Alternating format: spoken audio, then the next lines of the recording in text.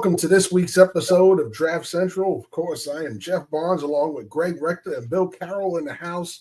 We are all together as we are talking not only about the last All-Star game of the season, but we're also going to start talking some tight ends and outside linebackers tonight. And traditional outside linebackers, not so much the 3-4 type, which we tend to go over with the edge rushers. So, therefore, moving along, guys, how do you feel this week? Well, as Greg just mentioned, there was a bit of a cold snap that went through. We've had a little bounce back. We got back into the teens and even low 20s, so it's sweater weather here in Chicago after being in the single digits for a little while. And, of course, I am, as the kids say, grinding the tape. So I've been spending some time on Syracuse and their prospects like Arondé Gadsden and couple of the players. They've got like 4 or 5 that guys. Makes me feel old. That makes me feel real. Oh yeah, the second. Oh, the second. Yeah, the number 2. Yeah, I mean, I've scouted 2 Jeremiah Trotters. I've scouted a couple of Pat Surtains. I've scouted a couple of Arondé Gadsdens. I mean, like I said, I know a third generation's coming. It hasn't happened quite yet. I got frightened because somebody tried to tell me for a second, not to be true, that Terry Metcalf was DK Metcalf's grandfather. Thankfully, that's not true. That's not true. He does have a relative named Terrence Metcalf, but it's a big old offensive lineman, not Terry Metcalf, the running back that I remember with the Cardinals when I first started really following pro football. So haven't quite gotten to my third generation of prospects, but I know it's coming. Yeah, I feel old when you say Arondé Gadsden because his dad and I aren't far apart in age. You know, he's only got me by a few years. So it's. I remember when he was in the league, first breaking into the league. Forget not even just there. He was first breaking in. I was still playing. I remember him. I remember him as a collegiate. Yes, I remember Arondé Gadsden. The first as a collegiate. So yes, it could be worse. You could be me. You could be worse. His father and I were sharing pads at the same time. That's how old I feel now, looking at his son coming into the league. Yep. And it was only minus 28 Fahrenheit this morning, Jeff. So have some sympathy, okay? But on the brighter side of things, my man on the left-hand side of my screen, Johnny Lawrence is a winner. I loved the end of Cobra Kai. I loved it. Well, I'm going to sip my tea as you talk about weather because it is nowhere near that. I do not envy you guys. I have been in Chicago in winter. I will never do that again if I have a choice about it. Okay. All right. So I understand exactly what you're going through, Bill. Trust me. If I have a choice, I will not end up there in the wintertime. I will not go there after spring or fall. I mean, well, anytime not in that range of spring or fall. I'll go there in the dead of summer. I'll go there in spring. I'll go there in fall. I will not go there in December, January, February. No, sir. Even March, early March is a no-no. It's how we weed out the week, Jeff. It's how we weed out the week. Listen, man. I had plenty of that in New York. And even that wasn't cold enough to match. No. When I got off that plane coming back from Chicago, it never broke 10 the whole week I was there, and landed in New York where it was, 36 degrees? Probably. I came outside like it was a summer day. That's how cold it was in Chicago. Okay, so I've learned my lesson about Midwest cold. I ain't built for it, so I can understand it, And then you add in the Rocky Mountains with me, and you will never ever be up there. You will never ever come up here, Jeff. Listen, Greg. When you have, I can't even say the word anymore because it's not politically correct. But the natives to your environment. Okay.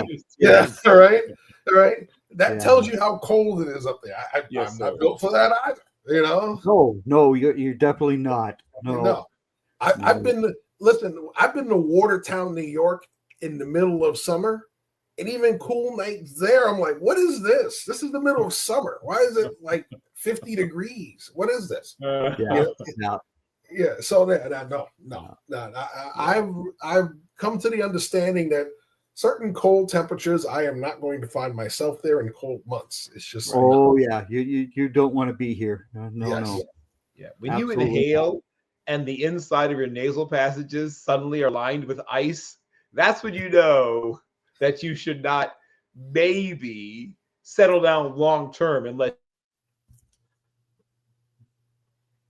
That's as cold as I was this morning. When it is so cold, your bones are shivering. Not your skin is shivering, your bones are shivering. Yeah, I want nothing to do with it. Yeah, no. Well, that's why I have the hoodie on, and there you go. All that good sort of stuff tonight. Yeah. I thought you were just channeling your Anna Belichick, but No. I don't have any Bill Belichick inside me. I just don't. No. Yes. Well, hashtag Chapel Bill. Yes. Chapel Hill Bill. So I'll tell you what is hot right now. Our top fives. So we went through the top fives last week. We went guard, defensive tackle. This week we're going to start getting out to the speedier guys. Not as speedy as the guys we're going to start talking about in a few weeks, but we're getting there, right? So we're going to talk tight ends and outside linebackers. Off the ball outside linebackers, to be specific. Not so much, like I said, the 3-4 outside backers. We have a tight end coming on tonight, Jaelyn Lay from UMass will be with us a little bit later in the show. But first things first, let's get to our top fives and we'll get deeper into the position. And you know what? I'll kick it off with mine. How about that? There we go. Yeah, that's a good deal. And while we have a lot of the same names, some of us have some different names. Mine is in a totally different order than some of you guys. And here we go. So I'm going to start off with Tyler Warren. Sounds familiar. I have Fan in number 2. Why? Because the two guys behind him are both electric as well, but he seems to be the most explosive of the three. You talk about downfield speed, the guy that can make plays after the catch. Fannin, looking at his film, does that way better than Helm and Loveland. I think that's something that, you look at the next level. That is a trait that is highly needed. The ability to catch the ball and make plays after the catch, especially beating blitzes, underneath checking down in zones. So I think with his ability to make defenders miss in space, the ability to get on top of defenders going vertically, I put him ahead of Gunnar Helm. I put him ahead of Colston Loveland, and then have Mason Taylor as my 5. But I believe his ability, his explosive ability, makes the difference when you talk about those 3 guys. Yeah, I agree. All right, so let's go to you, Greg. All righty. All right, so I've got Warren and Loveland at number 2. Fannin, I was going to put at number 2, and then because I prefer a guy who can actually really, really block. Right. At tight end, I put Colston Loveland at 2. Fannin is number 3. Helm is 4. Mason Taylor is number 5.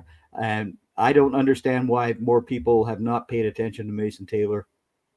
This kid is a phenomenal talent, and he needs to be paid attention to in this draft cycle a lot more than I've seen. Well, you're talking about media. The NFL is very much in love with Mason Taylor. Yeah. There are NFL teams that have him higher than anybody so far has put him. I'll tell you that much. Yeah. There's a particular one in Los Angeles that has him very highly rated. Yeah. Yes. The NFL is very familiar with Mr. Taylor, and they like him a lot. Uh-huh. Yeah, the draft media may not be as high on him, but the actual people who draft people like him a lot. Yeah. Absolutely. Well, let's talk about those guys, right? So, Bill, we haven't even gotten to yours yet. So let's get your top 5 up there. Sure. And I have the advantage / disadvantage of having seen a few of these guys recently up close in person. I got to see Arroyo in person as well when he was here at USF. Yep. So Tyler Warren is the most complete package of all the tight ends in this class. He is a above average, not dominating, but above average blocker. He runs really good routes. He has an enormous catch radius. And what people like about him is his creativity, right? He's a guy who you can do things with. You can line him up in the slot. You can line him up out wide. You can put him in the backfield. He can wham block from the backfield. He can lead block from the backfield. And he's a good enough inline blocker. None of these guys are flat out killing people as blockers. Loveland is probably the best of this list here, but even he, 30 years ago would have been considered just as a blocker, but the standard has been lowered. So he looks like a better blocker. If he was going up against the guys from, the 80s and 90s, he'd look differently. It's funny because Dallas Clark, remember that was the knock on Dallas Clark, right? Dallas Clark would be considered a very good blocker nowadays. Yeah. But people are like, oh, we don't know if he's a good enough blocker. I mean, Iowa tight end, he was doing okay. He just wasn't, killing people. But Warren is just a complete package, like I said. I think that he can fit in a lot of different systems, be used a lot of different ways. Loveland is not quite as dynamic after the catch, but is, once again, a full-service tight end in that he can block as a classic inline Y and be split out. Fannin is probably a guy there are some teams that are going to want to move him to fullback, which I hate. But the smarter teams will realize he's just an undersized tight end. Yeah. The good news is that it measured slightly over 6'2". I was a little worried about that. But he's 231 pounds. So he's not huge, right? He stretches the imagination. He could probably carry close to 240 without losing anything, but not much above that. So that limits his appeal to some teams. Now, Elijah Arroyo is a classic story of what I call senior bowlitis. People caught senior bowlitis and pushed him even above where I have him, some people. He's not a number 1 or a number 2 tight end in this class, despite his great Senior Bowl week. He's going to need to test well, but the big thing for him, we're not going to get to watch, is his medicals. He has missed almost 2 full seasons in his career due to injury. I don't know what they're going to find on his medicals. He could fall off of, my list and, off of a lot of teams' boards altogether, or at least way down them based on what the medicals say. But if you just watch him when he's fully healthy, he is probably, after Warren, as the most dynamic route runner and after the catch. He has really good hands. He is an extremely deceptive route runner. That was the thing I really saw more than I even saw him on tape. Now, once again, with the caveat that there's things you can do in a Senior Bowl environment you cannot get away with in an actual football game because there's a pass rush and all these other things going on in a real game. But you saw his ability to, even in short spaces with defensive backs on him, just flat lose them, right? I mean, he does shake them. I mean, he was taking ankles the way that you normally see receivers take ankles. So it was very impressive. And then Mason Taylor's a guy that in the real world would probably be above everybody here except Loveland and Warren, right? I mean, I will not be shocked if he's the 3rd tight end drafted. I won't surprise me one bit because of all the things that's talked about, Arroyo's injury history and Fannin's size limitations. Taylor is basically a lab-designed tight end body. I mean, he is. When you say, "Oh, please, AI, design a tight end for me," it spits out Mason Taylor.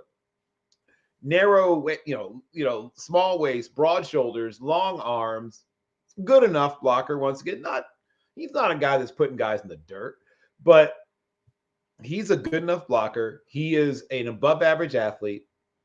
Good, not incredible hands, but good hands. A good enough route runner who I think will get even better if he's used on a more different kinds of routes.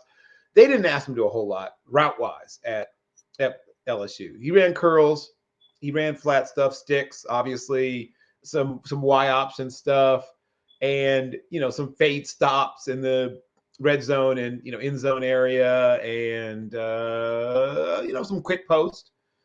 But there's stuff that he's going to do in the NFL. He just hasn't done yet. And I think once he masters that, like I said, I won't be shocked if he ends up being actually the third tight end off the board, just because, I mean, bloodlines,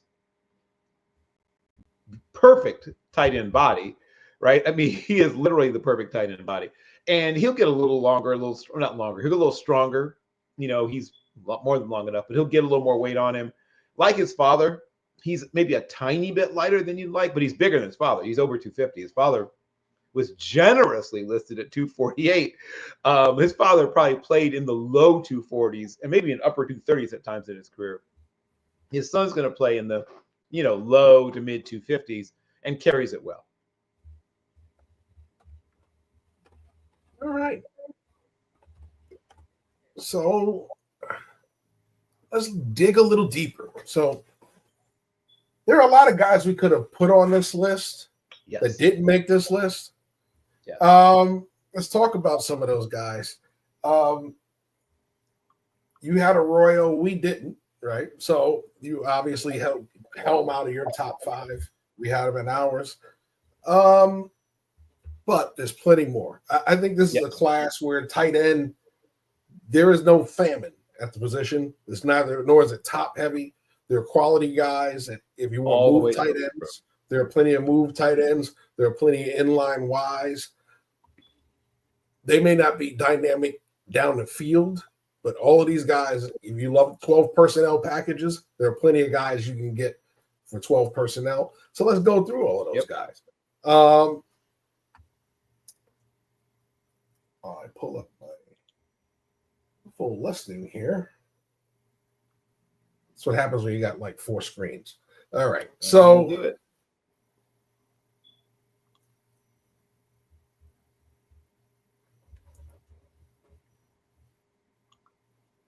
We were talking about him when we first got on the air. Oronde Gadsden II.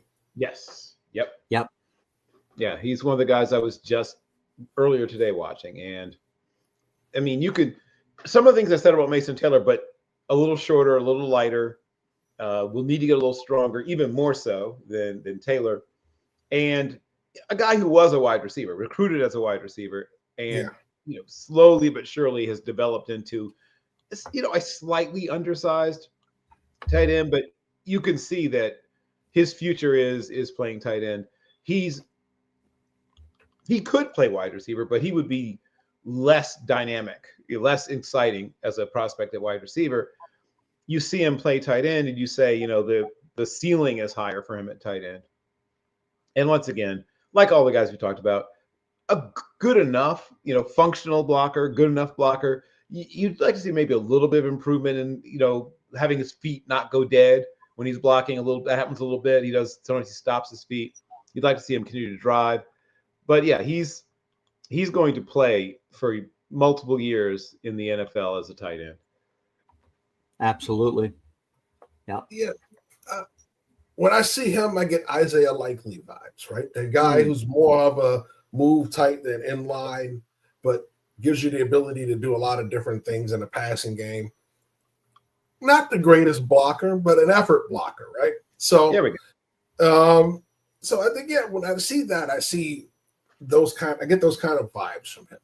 I think if you pair him with the right tight end, he's going to be highly effective. If you try and make him your main tight end, he's going to have some struggles here and there, like kind of those Mike Gesicki struggles where he had those issues, helping out in the running game, issues being the focal point of a passing game, but putting him with a right pairing, he seems to be productive.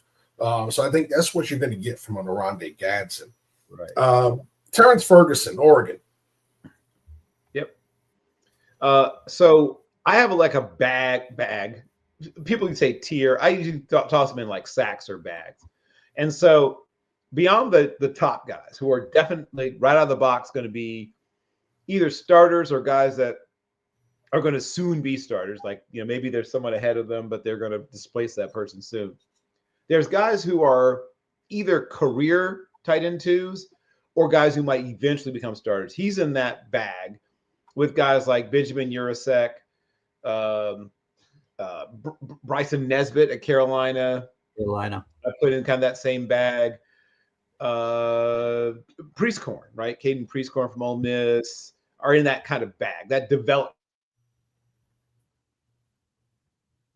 Luke Lachey, right? Speaking of bloodlines and make it old, another bloodline, another NFL legacy player, Luke Lachey. Of course, Iowa tight end, shocking. But those are all guys that are either career tight end twos or guys that I think develop. Maybe it took a couple of years to become a tight end one. All the things we've kind of said about some of the other guys could maybe be a slightly more nuanced route runner, but not bad, solid. Not super explosive, but can do something after the catch, like not just an 8 yards and fall down guy, gives you a little more than that.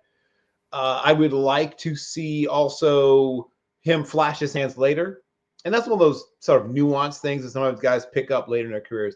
He has a tendency to, sort of spill the tea a little bit, let people know, hey, I'm getting the ball here, I understand it. So, especially in an offense where we don't really feed the tight end a lot, it's natural to get excited when the ball's coming your way. Someone I want to mention because I've gone back and looked at him more on tape, and partially because I saw him. Well, both these guys are both ACC tight ends. I'd seen on tape. They were at the Senior Bowl, and they both had good moments. And the one that grew on me the most is Jackson Hawes, of course, formerly an all Ivy tight end before he transferred to Georgia Tech, and he's more athletic than I thought he would be. Right? Yeah.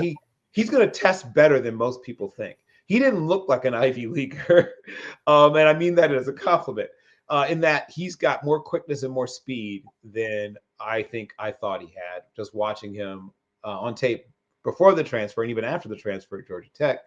And then a guy who was, frankly, bigger, just simply bigger than I thought. Like watching him on tape didn't do him justice just for his pure size is Jake Brenningstool from Clemson. Oh, it's like I'd put him in sort of that sort of slender body. He's not as slender as I thought he was.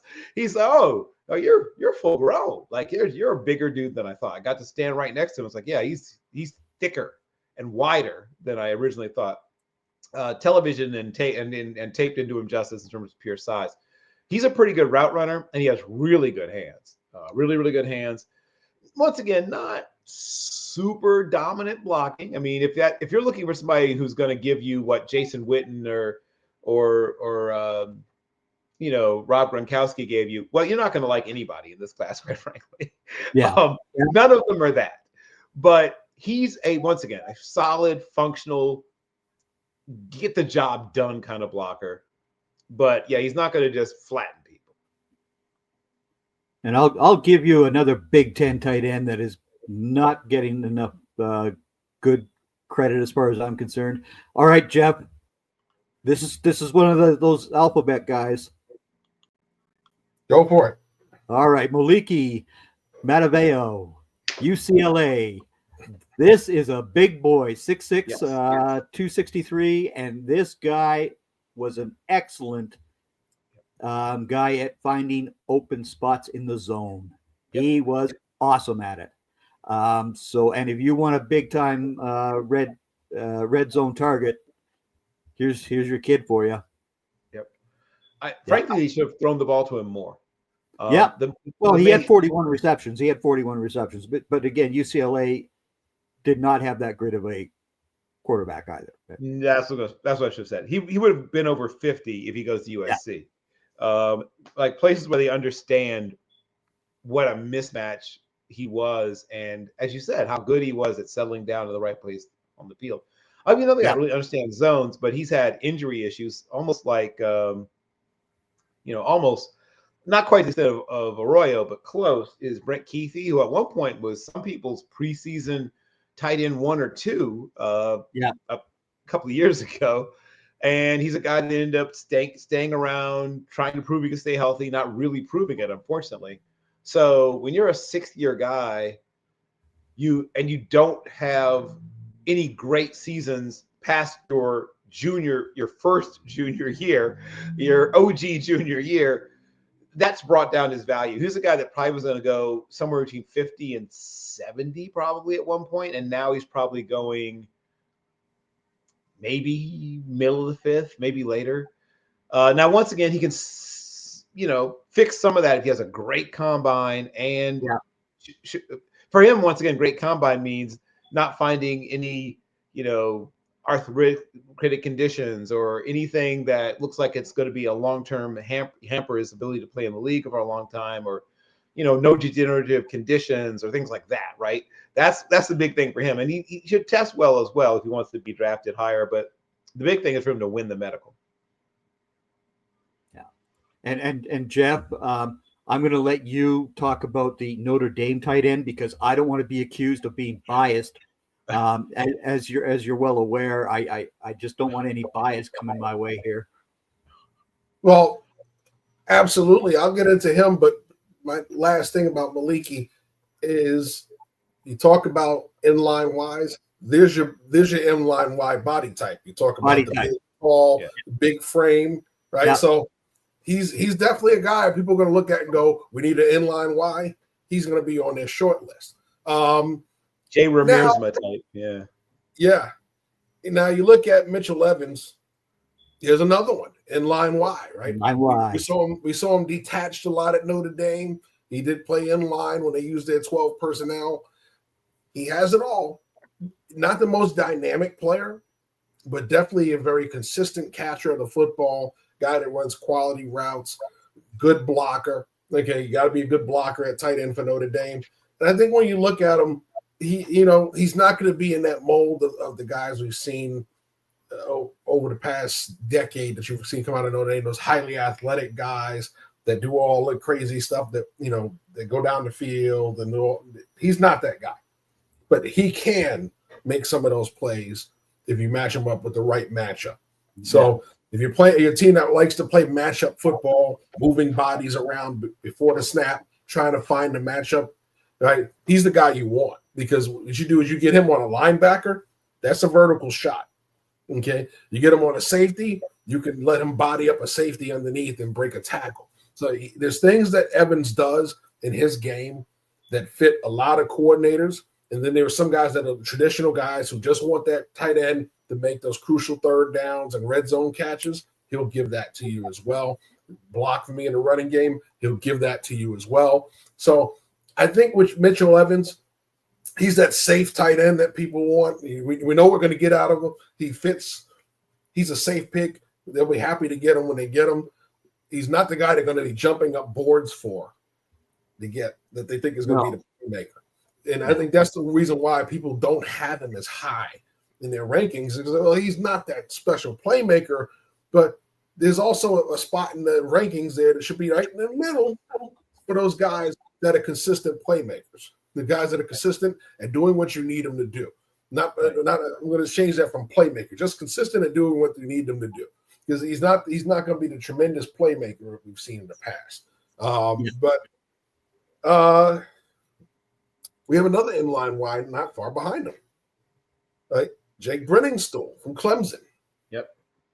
Right? You talk about another tall, right, big frame. Now he's a little more slender than the other two we just mentioned, right? Yeah. But he has the ability to pack on another 10 pounds.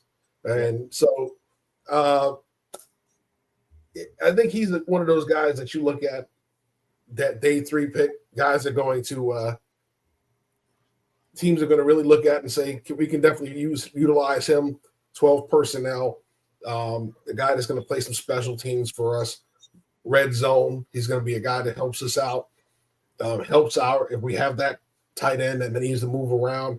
He can come in, line up as the end line, and allow that guy to pick his matchup in the formation, right? So I think that's where we are when we talk about guys like Brendan still. The back end of the tight end group seem to be more of those guys, right? The traditional end line wise who are more consistent catchers or blockers, and give you a little more of the basic stuff that you look for out of the tight end position. Yeah, the good thing about a guy like Brenningstool, he gives you a little bit of both. I mean, he's not, like I said, he's not flattening people, but he's a good enough blocker that you can run plays to his side. You don't have to avoid him. You can run plays to his side as a blocker, and while he's not super dynamic, he's a better athlete, I think, than some people realize. He's another guy that's a little more athletic than some people realize. So he gives you a little bit of both. Not quite at the level of a guy like Mason Taylor or things like that, which is why he's not in the top 5. But he's not much outside of it, right? He didn't miss by much. Evans is a guy that didn't miss by a lot, but he, closer to 10 than he is to 5 in my mind, but still a guy that I think doesn't get out of maybe the late 4th,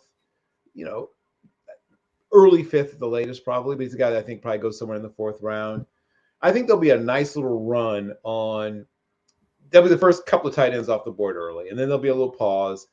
And then towards the back end of the second, a couple more. But I think the run, where maybe 8 to 10 tight ends come off the board between about pick, 89 and pick, 130, right? I think there'll be about, 8 to 10 tight ends somewhere in those back half of the 3rd to, early 5th kind of areas. I think is where there's going to be that run on the other tight ends, the ones who maybe aren't, like I said, guys who become starters right away.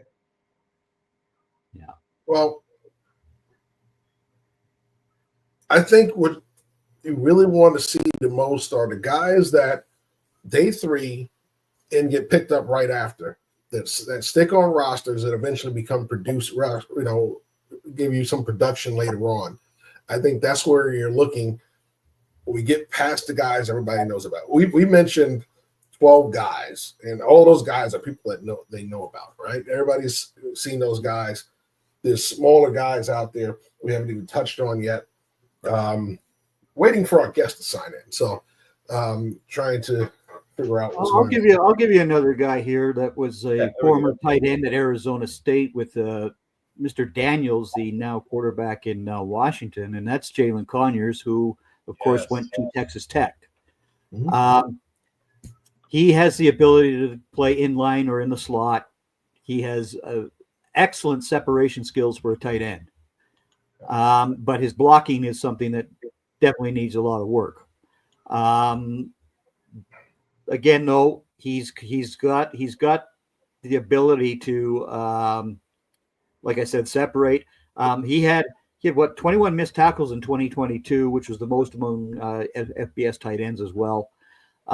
He's clocked in at 4.68 in the 40-yard dash. If he improves on that at all at the combine, that'd be a very good thing here. But again, he had a 3-touchdown performance against Colorado in 2022. So there's somebody to pay attention to for some other folks. Another full-service tight end that I saw at the Senior Bowl, spoke to him briefly and mentioned, of course, Lucas Krull, who friend of the show, right? Absolutely. Yep. Right. And that's Gavin Bartholomew. And he's another guy that, once again, full service, does both things. He gives you very solid blocking and is an above average receiver in, whatever kind of way you want to use him. Once again, whether it be traditional, the way that, we grew up watching tight ends in line, or the way that tight ends, are used nowadays, where they line up lots of places in the slot, in the wing, X, Z, sometimes even, in addition to the slot.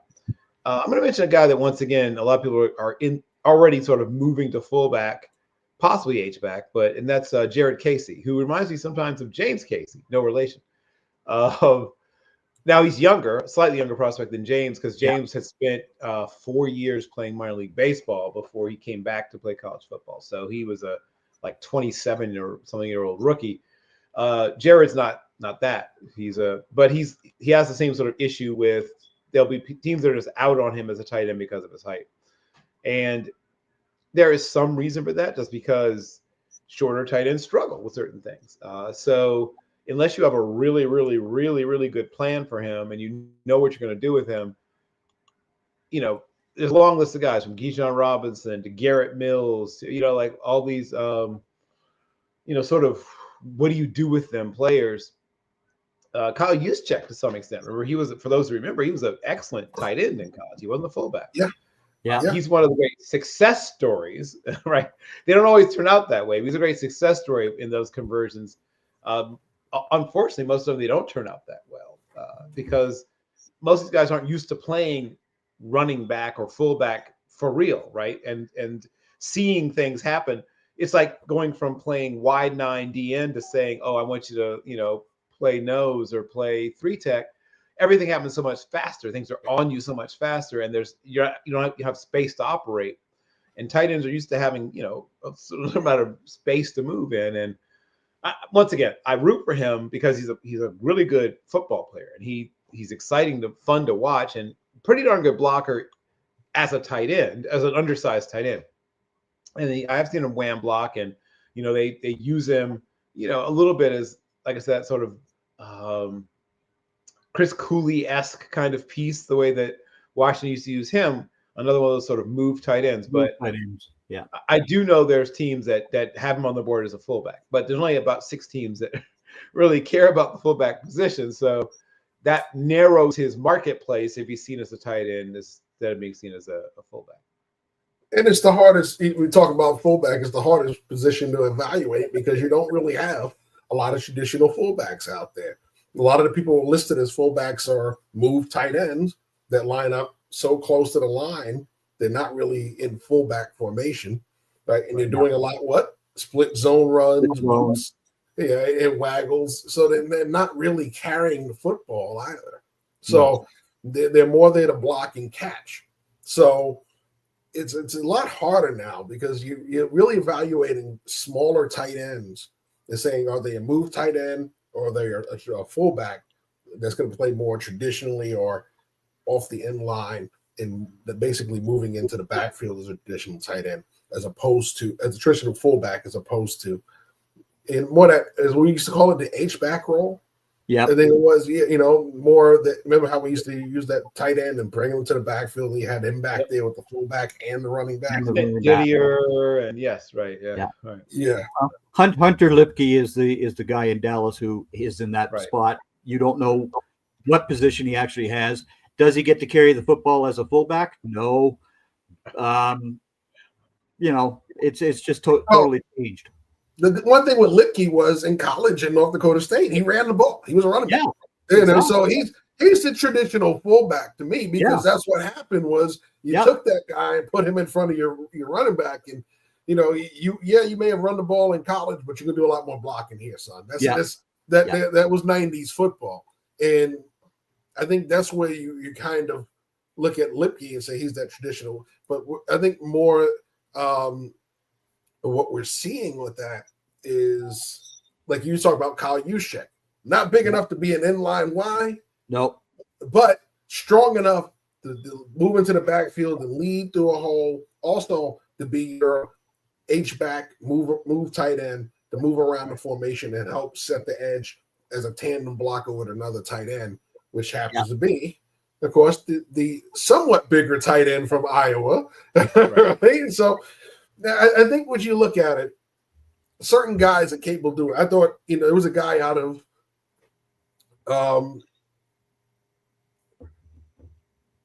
Western Michigan a few years back. I thought would have been that guy. Played a lot more of that move tight end at Western Michigan, Donnie Ernsberger. And I thought he would have been a good fullback. It just never worked out for him. No. Yeah, and like I said, I root for him, but I know it's difficult because that whole tweener thing. To some teams, it means versatile, and to some teams, it means tough evaluation. Right? They don't feel like dealing with it sometimes. Another guy that jumped out to me a little bit, and I'd seen him, but not really been impressed that much until I saw him in person, was Thomas Fedone from Nebraska. Yes. Now, Nebraska does have a resurgent, I guess the term you use, offense, right? Dominic Raiola, yet another bloodline, another legacy player. They scouted his father, but they didn't feature the tight end. They used the tight end, but they didn't feature them. No one really features the tight end in modern college football, but except Bowling Green State University. There you go. That's how you feature a tight end. But I mean, most teams, they see the tight end as either a person to take advantage of in that mismatch situation we talked about, where you have, the ability to sort of bully a defensive back, or if he's a good athlete, run away from a linebacker. And in some cases, in certain blitz packages, sometimes you even catch, a defensive end right on your tight end and force him to cover, and that's usually not what they want to do. That's not not fun for them, right? That's not what they want to be doing. So if you can sometimes catch that, you can get a big play out of it at times. If you catch somebody in like certain zone blitzes or fire zone blitzes, particularly where they're dropping an edge player and they're hoping that the ball has to come out before anything bad can happen.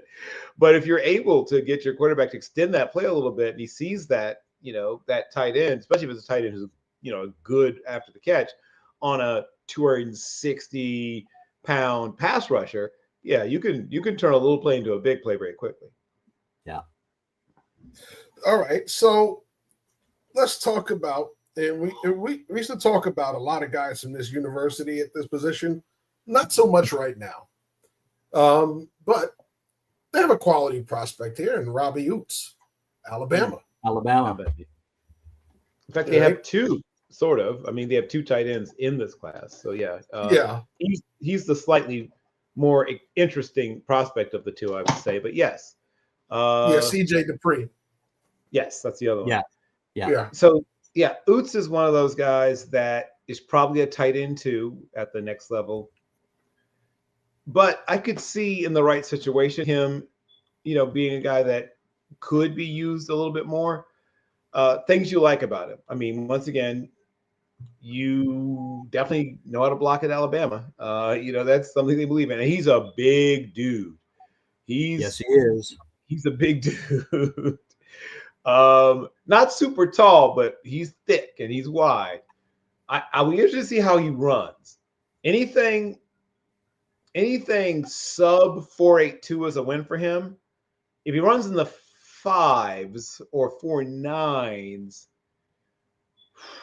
then it becomes hard to use him as a quote unquote real tight end. And now you are thinking about, fullback, wham blocker, like some of the stuff that the Ravens sometimes do with people, right? With, Project Pat and some other people where they just sort of basically make them point of attack monsters. And then every once in a while, as like a trick play, they'll throw them a football, a couple of times a year. But, he needs to have a quote unquote good combine, just showing he's a good mover. He doesn't get a lot of chance to work down the field in the offense he's in Alabama. And he doesn't look like a guy that maybe that's his strong suit, but it's hard to know if a guy's never really been asked to do something, if he can do it or not. So I'll be interested to see how he looks on some of the longer patterns, in the combine, and once again, how he tests. Once again, we're talking tight ends. We're supposed to have a guest on, kind of missing in action at the moment. So we're going to keep this rolling. Addressing one of the comments quickly. Fellow Hall of Famer Charles Birdie noted saying, yes, I do have my Hall of Fame ring back. There you are. That's what he's talking about. So, yes, he has his. All right, I have mine. So we both have our Hall of Fame rings, but I had mine and had to go back. There was a mistake on it. So I got it back. So it's I felt naked without it, even though I have other rings.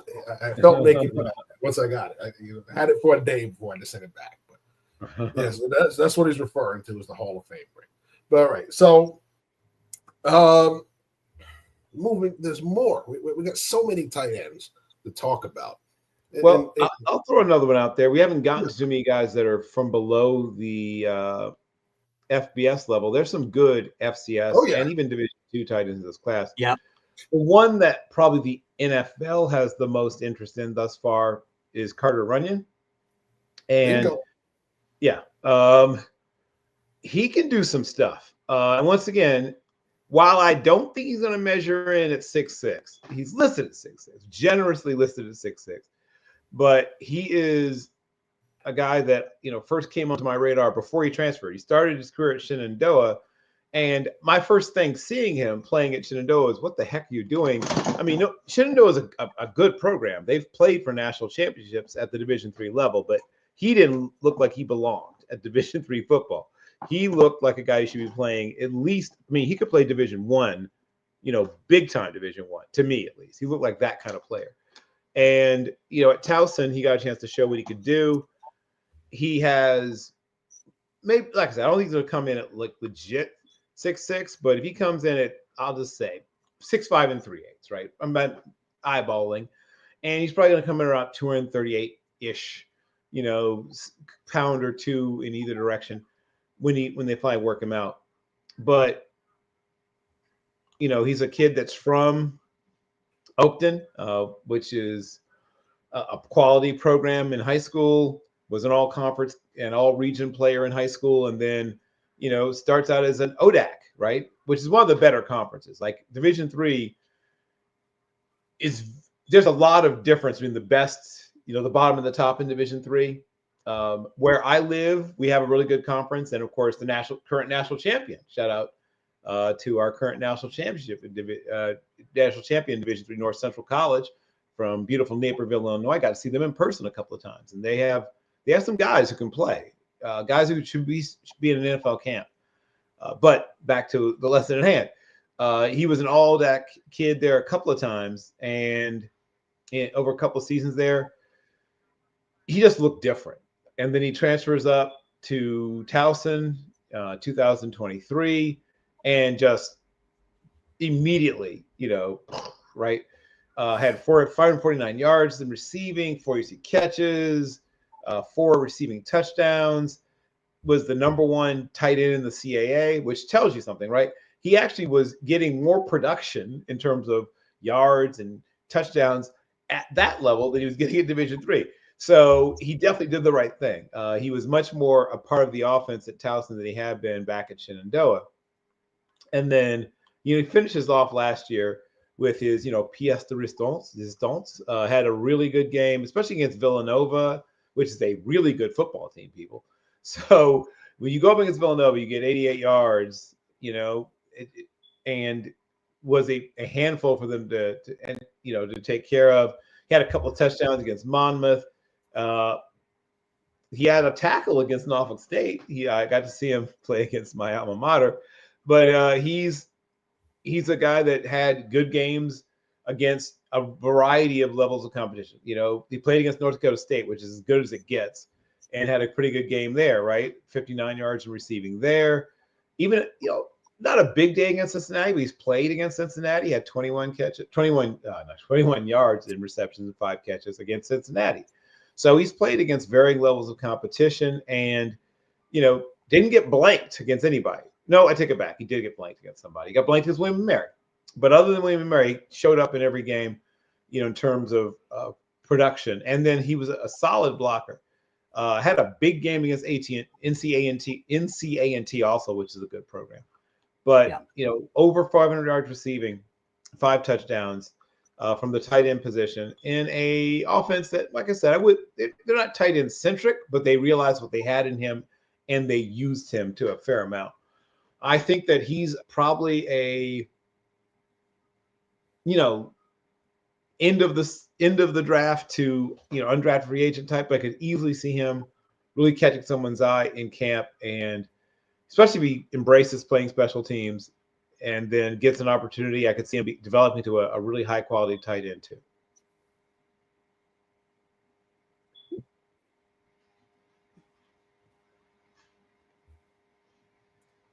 Pull up my other stuff because I don't have all my notes in front of me right now. But I do have some other things popping up here. But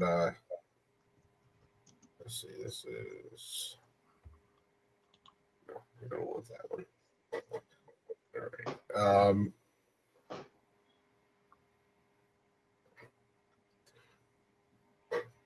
Anybody else for you, Greg?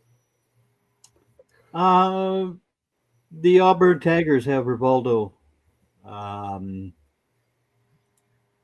Fairweather. Yes. He's somebody who is, I've got as a UDFA, but he could be developed to be a pretty nice tight end because he does have the long arms, which allows him to play bigger than his size.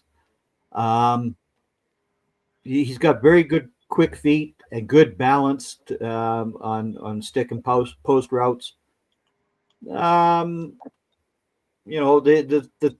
problem that he's going to have is coming out of the spread offense. He had a very limited route tree. Yep. So that's something that he needs to be worked with, and that's why I have him as a UDFA. Yeah, he's raw, but he's interesting. Yeah. So we talked about Conyers from Texas Tech, Jaelyn Conyers, right? Yep. Yes. We didn't talk about their other tight end, Mason Tharp. Right. Yeah, we talked about inline wides. Well, how about a wide tight end that is 6'0", 256, right, with a wingspan of 83 3/8. Yep. Now, he doesn't have an elite hand size. Well, he does have 34.5-inch arms, 9 5/8 on the hands. So the hands aren't overly big. They're about average, right? But talk about a big tight end, but traditional inline wide. That's most likely going to be, he's a big boy. So we talk about, people at height, at tackle, at defensive end or defensive tackle. So low center of gravity is a problem for those guys. You'll be blocking guys that are always lower than you. So I think with him, the challenge is going to be, one, you're not the hugest vertical threat, but can you be a better route runner consistently, getting open, understanding coverage, things of that nature, understanding how to maintain his blocks on the edge. Those are going to be things that work for him. Not a guy who's going to get you elite production. He's probably a tight end 2-3 at best at the next level, but it's rare size. We don't get too many 6'9" tight ends at the NFL level. No. Yeah, well, I mean, the tallest one I can remember who actually was any good was about 6'7". So if he manages to make it, he will have broken through. He will have done something. Yeah. You go, well, somebody that big, they maybe want to put another 20 pounds on and make him a tackle, but he's not that heavy, right? You talk about he's 250 something. You'd have to add about a good 50 pounds onto him to make him a tackle. And Lord knows what that would do to him athletically, right? Because you think it's going to slow him down for sure. How much it would slow him down, because they loved everything else about him if he was a tackle. 6'0", 8'7", 34.5-inch arms, 83 plus wingspan. They would love him as a tackle if he won 256. So right.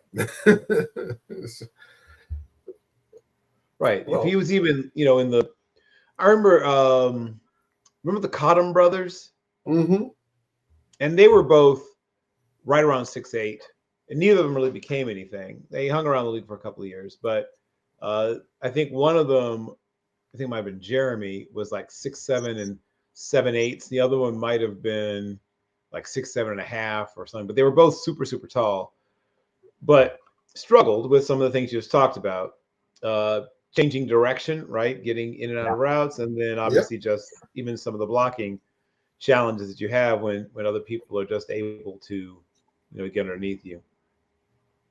Yeah. Another FCS tight end who's probably going to go undrafted, but will definitely be an NFL candidate is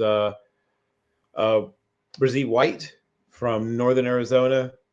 Another guy who's, have a little question about size. He's 6'2 3/4, about 245 or so pounds. And once again, some people will think about moving him, to fullback or things like that. But I think he's a tight end. He's just a shorter tight end, but not everybody likes that. So we'll need to find the right situation.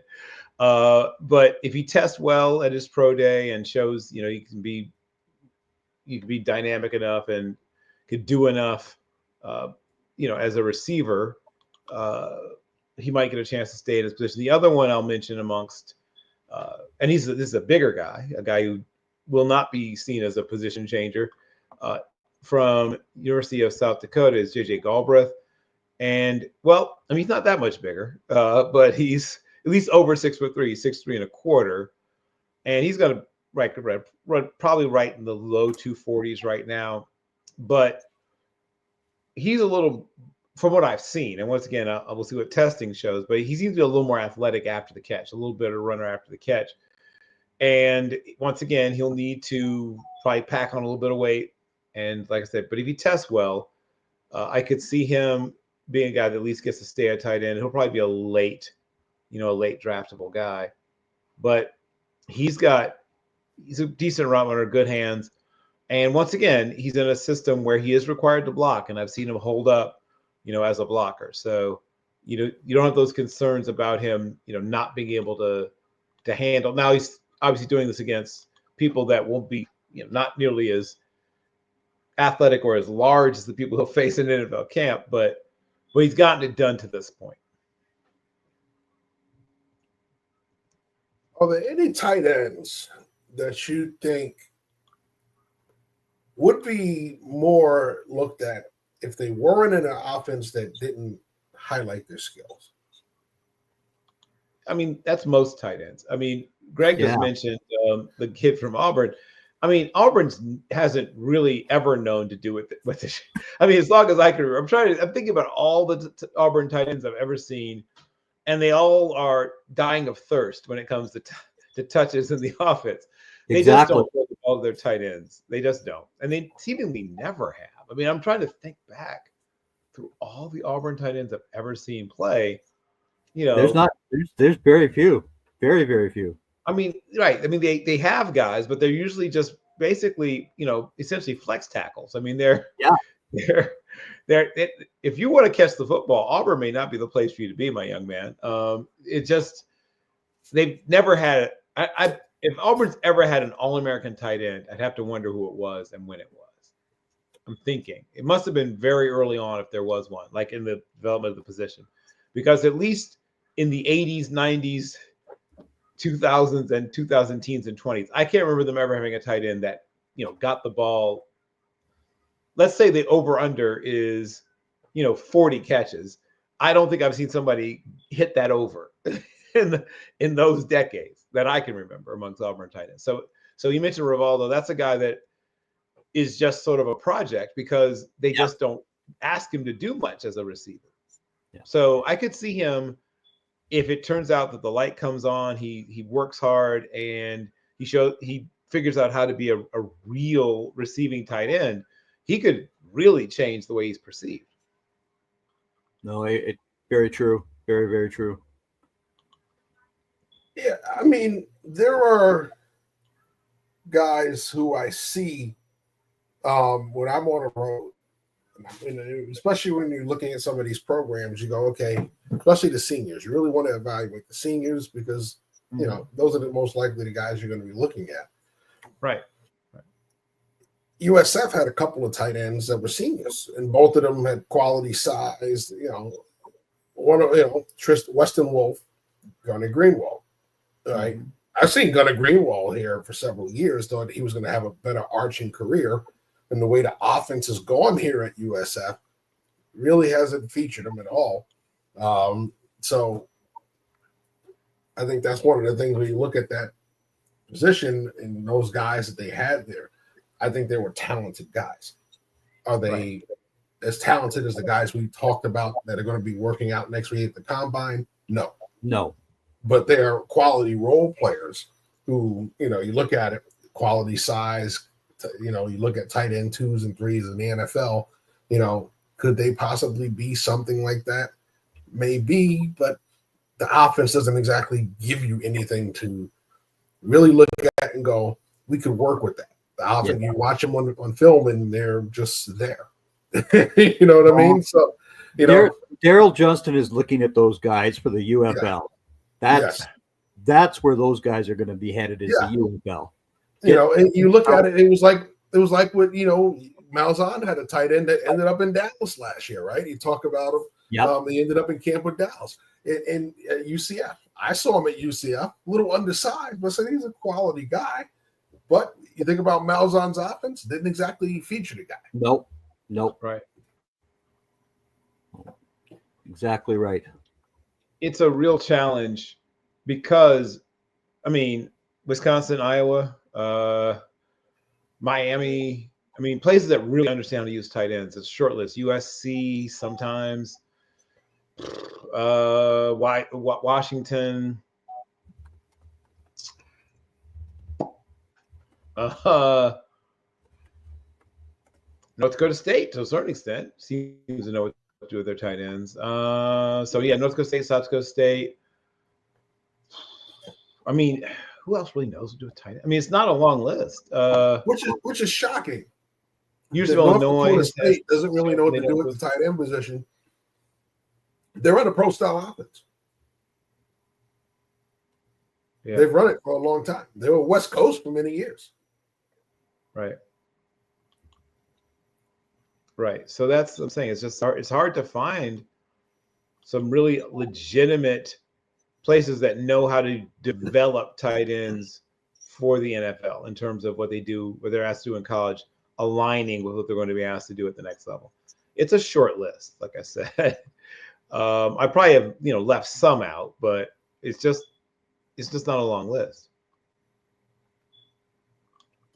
Indeed. Yeah. Well, I'd like to apologize. We were expecting a guest tonight.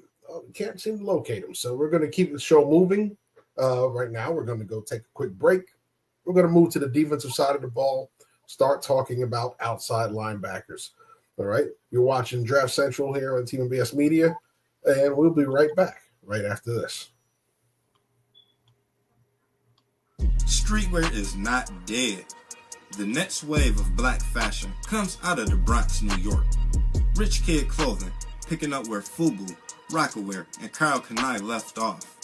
Rich Kid is for the next generation of Get Fly fashion heads. Use promo code MELLOW23 for 15% off your next order. And for orders over $100, there is free shipping. Again, use promo code MELLOW23 for 15% off your next order.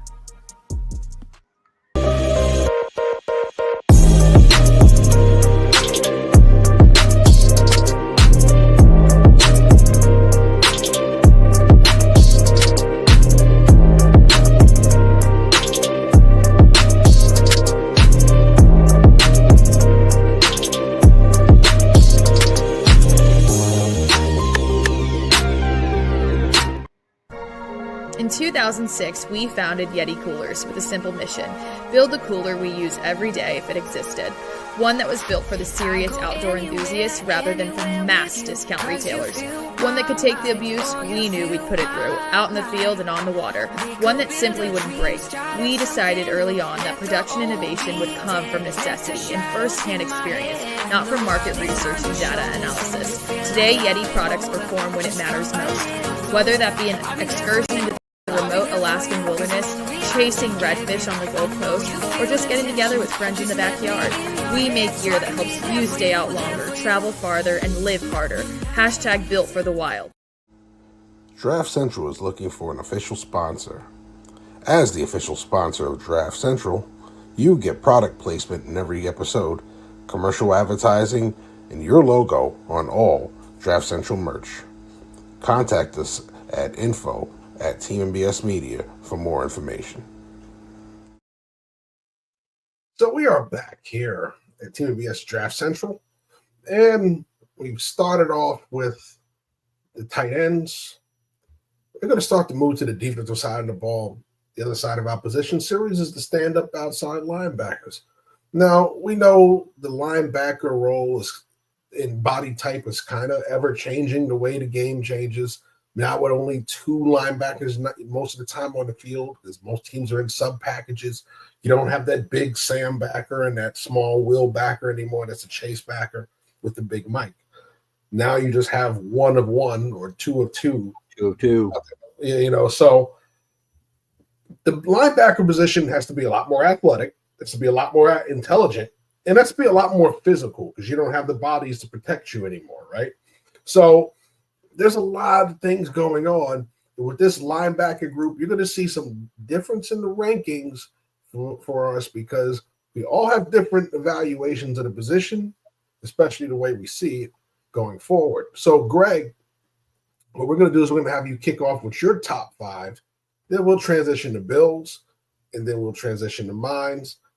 Excuse me, not my aunt. No. Yeah. So I don't know how that got on here. Let's get that off of there. Get that off there. We'll leave that. All right. So yeah. Let's start with plain and simple. Greg, let's get your top 5 going, and we'll go from there. Okay. There we are. All right. Javon Walker, I do not have as an edge. I have him as an outside linebacker. He's too small to play edge as far as I'm concerned, so he's the outside linebacker. Jihad Campbell from the University of Alabama, another very solid player. Carson Schwesinger is and Demetrius Knight are much more of the typical middle linebackers, but in this era, you got to be able to cover. So that's why I have both of these guys listed as well. And then Smail Mondon Jr. from Georgia, who I really like him as well. He's the guy that doesn't get as much attention as Javon Walker, but he's very, very deserving of this spot here as far as I'm concerned. All right. Bill, let's look at yours.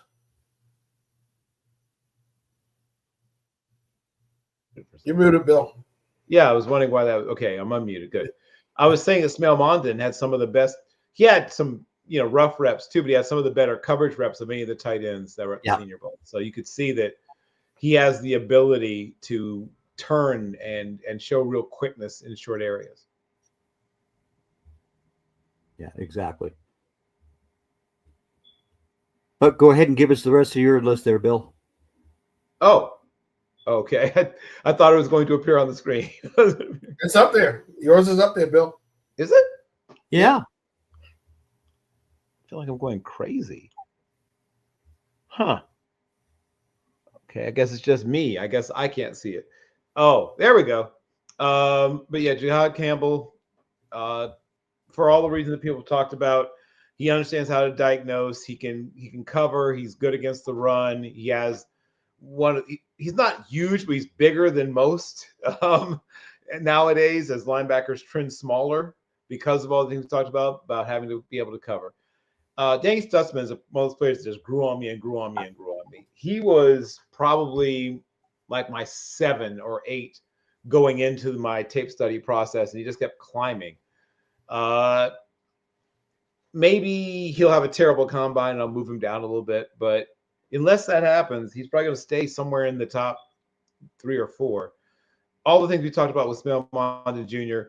really knows how to block, how to cover, and can come downhill also. Like he's not huge because none of these guys are huge, but he's big enough, and like I said, he can come downhill with some, as I say, bad intentions. So he can take on blockers. It's not his favorite thing to do. It's nothing he's best at, but he can do it. Campbell's better at it. Stutzman's decent at it. And then Kaiser's not bad at it. Things I noticed about Jack Kaiser. First of all, he is a charismatic individual. He's a guy I could see being a green dot guy. A lot of natural leadership. A guy that just has a lot of, you can tell he's all ball. You can tell these guys, lives and breathes it. He's going to be there early. He's going to stay late.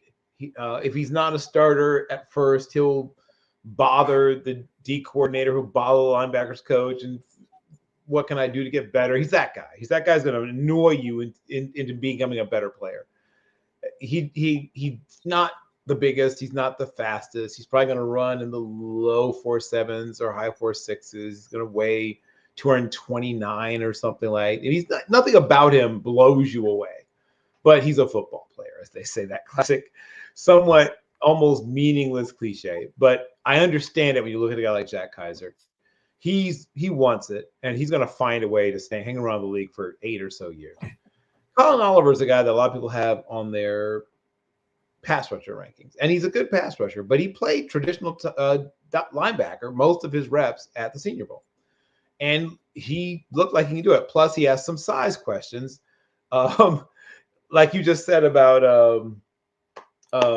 Walker, and he's smaller, I think, than Walker, if memory serves it correctly. So, if there'll be some teams that will care less about that and say, okay, you're just going to be a designated pass rusher. We're just going to use you in these specialized situations. But some teams feel like that's too much of a luxury, and they'll ask him to show he can play as a quote-unquote real linebacker. I'm sure at the combine he's going to be asked to do all the linebacker drills. And depending on how he looks, I could see him being a guy that pushes his way into the, middle of the third, early third, maybe middle of the second, if he has a really, really great combine, because he also is a very polished pass rusher. So it's funny, like you could see him sort of when you see someone first learn to dance, you can almost see them counting 1, 2, 3, 1, 2, 3 in their head, right? In a lot of the linebacker stuff, you can almost see Colin Oliver kind of, sort of counting in his head, sort of like trying to, okay, I need to do this. Now I need to open up my hip. I need to point, like you could almost see him like almost wanting to take out the book, you know what I mean? And work through how this is supposed to be done. But once they let him just go in some of the pass rush one-on-ones, it was like, oh yeah, that's Colin Oliver. There he is. But because of his size limitations, he's unlikely to be asked just to do that at the next level. So this is why I have him here. I think he's going to be asked to play 4-3 Sam linebacker. Or whatever your other linebackers called in your system, in your 4-2-5 or 3-3-5 or whatever it is you run, he's going to be asked to be that guy that on certain downs reduces down, puts his hand in the dirt and rushes the passer. But on your passing downs, we're not sure what's going on here downs, he's going to be asked to play like a traditional linebacker. And I think he can. Yeah, he's very hard charging coming downhill, which is his strength. Yep. Question him a little in space when it comes to coverage, but when it comes to coming downhill, he's an absolute heat-seeking missile. Absolutely. I agree with you. Okay, for mine, London makes the top spot on mine. And the reason being is the top 2 guys on your guys' top 5s will appear next week in my other top 5. They're not going to appear in this one. All right. So, but I like Munden. Schwessinger I like a lot as well. I think these guys are going to be, I don't want to say Sams because nobody really plays with a Sam anymore. The Sam is right. Now your right. I mean, it's using the term Sam, but you're right. They almost are extinct. Yeah. Unless you're a 3-3 stack team. Right. For the most part, you don't get a Sam anymore. You get a Mike and a Will. I can see those guys being Wills easily. They're guys that when they're clean, they flow to the ball well, inside and out. They're good at stepping up and filling. Get a little overwhelmed sometimes when the bigger boys get to them at the second level. But for the most part, they're pretty much Will backers who can blitz. They're quality in coverage. I think Stewart's another one. I don't think he's big enough to be a Mike. So I think they're going to hide him as a Will. Yeah. So Oliver, I think it's going to be one of those guys you're going to see in an odd front where they can play with him in different ways. Let him come downhill. Let him drop in some zone looks. I think that's where he's going to fit in to some of those schemes. And then, of course, Jack Kaiser, who showed us he's a definite Will linebacker, a guy who loves when he's clean to roll around and find contact, fill holes, not afraid to make the smart play. I think overall, Jack Kaiser, that's why he snuck into my top 5 as an outside backer. He fits into that mold very well, and not the smallest guys. All these guys are 6'2" and above, except for Stewart, I think is 6'1". 6'1". Right? Yeah. So, but these are all pretty sizable guys. So they're not, small. We don't have any Dexter Coakleys on this list. We have a bunch of guys that are There's no London Fletchers on this list. These are all guys that are 6 foot, 1 and above. So I think what you're seeing is, we talk about it, two backers on the field. They're going to be sizable now. We're getting away from that small will because you can't protect them anymore. Okay, you're only going to have 6 men in the box, and when you're going too high, which means those guys have to take on blocks. They can't get engulfed. They need some thicker bodies to be able to anchor down and stack and shed at the point of attack. So you start to see the bigger backer come back into it because you're going lighter in the box. So once again, let's dig deeper into the position, shall we? Yes. All right. So now again, I did not put in the Notre Dame guy on my list. Yes. I want everybody to understand. Jack Kaiser was on the pick, but I did not put him on my list. I just,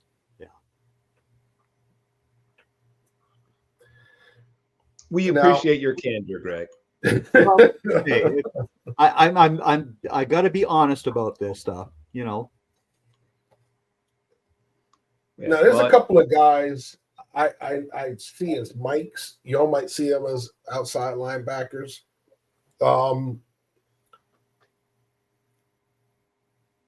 Jeffrey Abasa from Oregon. Yeah, is a guy that I see. I can see somebody trying to play him at Mike, but I think he's more of a will as well.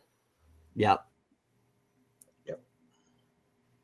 Now, here's one that intrigues me. Okay. Jamon Dumas Johnson. Because body type wise, he's more of a smaller Mike. But I don't know if he's a Mike at the NFL level. Right. And that's the question. Like, some of these guys will test in such a way that you worry about them in space. Some of these guys are they've been sort of like a hammer. And when you're asked, you're asking your hammer, to, help you to, adjust your, the frame of your bicycle, it may not be well suited to the job. There's sometimes guys are just downhill, thumpers. And now today's NFL says, well, you're a special teamer. So that's what they say to you now. But that's really what you are. So most of the guys are going to go who go on to have success playing linebacker nowadays can at least, as you said, at least can drop into zone coverage. And the ones who really want to, make some money, show they can play man as well. Somebody who fits that bill is Barrett Carter from Clemson. Absolutely. He just missed my top 5. And I think that he has enough coverage ability and movement skills that I could see him not escaping the latter part of the 3rd round. And with a great combine, could go as early as the middle half of the 2nd, I think, if things go really, really well for him. A similar kind of guy is Chris Paul Jr. I was just about to mention this. Yep. And once again, Cato June, Chris, John Mobley. I mean, name the long list of those run and hit will linebackers that we used to see with Denver, and he fits right in with them. He reminds me. He fits into the current one mold of some of these guys now. Fole Aluakon is that kind of player. Right. Yep. And somebody else who, of course, I found while I was studying Colin Oliver is his partner in crime, Nick Martin. He's a slightly undersized, I would say. He's probably going to come in, between 5'11.5" and 6 feet even, probably, and in the low 2. He can cover. He has good instincts. He's a good tackler in space. He's a guy I think finds a way. Maybe it's special teams at first, but finds a way to hang around. And I'll mention one other guy, at least most of the big school guys, I think has a chance. Is Cody Simon, who had obviously a good run in the playoffs. He is another guy that you can walk up in certain situations and have him put his hand there and rush the passer. He's a really good blitzer. He can cover a little bit too. Like, it's not the thing he's best at, but he can do it. and he can take on blocks. We've seen him do it, right? It's not theoretical. I've seen him stack and shed. So that's coming back, right? The ability to stack and shed. I thought it was, going the way of the dodo bird, but now it's back. Well, I'll go to the one guy that I think is a true middle linebacker in this whole group is Kobe King from Penn State. He's just got that build. His run stopping instincts were just tremendous. He was pretty good at the stack and shed against guards and fullbacks. So that's my middle linebacker of this group. Well, let's go off the beaten path, right? We've been on a yellow brick road with the linebackers. Let's go off the beaten path. Let's talk about some of the guys you got to go out in the woods and find a gem. Yep. I'll tell you a guy who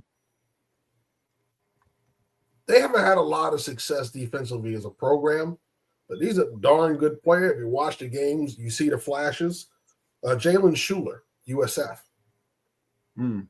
Definitely a will backer. Now a little light in the butt when it comes to holding up at the point of attack, but you talk about another 6'1", 220 linebacker has the speed to cover, speed to blitz. If you saw him in the Bama games, he makes plays. But unfortunately, the program, they weren't exactly the most dynamic, and you kind of saw, he's easily taken away when you can score in many ways versus the defense. So, but overall, you see the talent. Right. Yeah, I mean, once again, worst case scenario, you're talking about a special teamer, but there's a place somewhere for guys like him. And I hope he's legitimately 6'1". I hope he's legitimately. Yeah, I'm thinking he's in the 6'4" type range. If he's under the 6 foot, I'll be shocked because I stood next to him. I'm 5'10", and he had about 2 inches on me. So I think he's a little over 6 foot. Okay, well that's a win for him. Anything over 6 feet tall is a win for him. I worry about you mentioned he's listed at 220, but I've seen a range of about 20 pounds on that. So I've seen people talk about he's 200. I've seen people talk about he's 220, and some people say 215. So it's a lot of fluctuation there, and not in a good way. So you don't get any lighter. You want to get heavier. Right. Yeah, 220 would be a little bit of a win for him. I think anything, once you get in below 215, now people, once again, maybe you are just a career special teamer. I mean, you have to be able to at least get within hailing distance of 220 for people to take you seriously as something other than just a pure special teams player. But there's some good players. There's some good players out there that I think are going to find a home somewhere, right? Somewhere. And one of the ones that I think finds a home somewhere, and we'll see, in terms of like position and and once again, we're talking about, probably undrafted free agent types, but players that I look at and I say, okay, this guy finds the football. Like when I'm studying linebackers, that's the one where I start, right? Does he consistently find the football? Because the answer is no. No matter what else you do, if you're consistently not finding the football, I can't use you. No matter how big, strong, fast, whatever. Somebody that I'm going to mention, and he's a guy that started his career at Wayne State and then in career at Davenport, is Onyeki Ojinaka. And, I'm glad you said that name and not me, Bill. Yeah. He's size will probably end up being a little bit of a question for him. But once again, the classic listed at 6'1", 220, which always scares me. Because more often than not, those guys are a little less than each one of those two numbers. But shows up, right? Shows up when you study. He's always around the football. He's going in the right direction. He's getting there first a lot. And, football IQ is apparent and obvious. He's a guy that I think has enough of everything you're looking for, to give you a good feel of what he can be. And I think the big question for him, I mean, obviously you want to see just how he covers, like, you'll see some more of that. And you're going to want to see, some how he tests, obviously. When you're a smaller player at any position, you need to test well. And I don't know if it's coincidence or not, but all the guys we talked about in our top fives are larger, on the larger size of these outside linebackers. And all the guys we're talking about now are guys that are like 6'1", 6 feet, 225, 220. All the guys who are, 6'2" and 230 plus, we seem to have talked about already. Once again, I don't know if it's a coincidence, but it just seems that, the bigger guys we sort of already got through. But there's a lot of good smaller guys, and some of them, like I said, will end up being, hybrid or special teamers or something like that. But he's a guy that I noticed had a good week at the College Gridiron Showcase as well, which I think, helps his case also. Yeah. I'm going to mention Justin Flo, right? First of all, cool name, but was one of the guys that was an emotional and vocal leader of, the defense, both at Oregon before he transferred, and then once he gets to Arizona. And like I said, super cool name on top of everything else. Because of the extra year, he'll be an older prospect. He's, going to turn 24 during his rookie year. But he can cover, once again, probably just a little over 220 pounds. This I've noticed about once you get past the guys we talked about. He's probably going to be somewhere around 222, 223, somewhere in the low 220s. Probably going to be about 6'1 and a quarter, 6'1 and a half. But he can definitely cover. I'll be shocked if he runs anything slower than 4.66. And, once again, a player that shows up on tape when you watch. He was a guy that was on the Buckus Award watch list, preseason All Pac-12, back when the Pac-12 was a thing, when he was with Oregon, and was a guy on the Lott Award watch list as well. Was used a few different ways, but unfortunately injury, interrupted his last season at Arizona. But in the last full season he played, the year before, a couple of tackles for losses, had a sack, a couple of passes defense, forced a fumble, had only 13 solo tackles, what always scares me. I like to see guys be somewhere in that 40 and up range if they played the whole season. That's one thing that scared me, but he's a guy that, like I said, I think he's a valuable reserve / special teams asset at the next level. All right.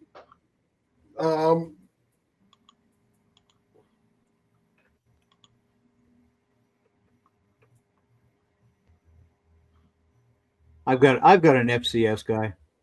Go for it. And that, of course, is the same school that produced Shaq Leonard in 2018, is South Carolina State, and that's Aaron Smith. Yes, sir. He's a ferocious run and hit linebacker. I would really like to see what he can do at the NFL level. He's, he did miss 3 weeks with an injury, but I don't know. I think he could be a very disruptive will linebacker, and of course, his special teams abilities to begin with would make him a very good asset to have. Yeah, I'm going to mention, since we're mentioning HBCU guys, when a guy's nickname is Bam, that always helps you. When you're a linebacker, at least, right? You may not want that at quarterback, but when you see that at linebacker, that's a good thing. So Cameron Bam Banks from Elizabeth City State, he's a guy that, once again was a guy that took that extra year and made good use of that extra year, right? another guy that brings it, comes downhill and unloads on people. So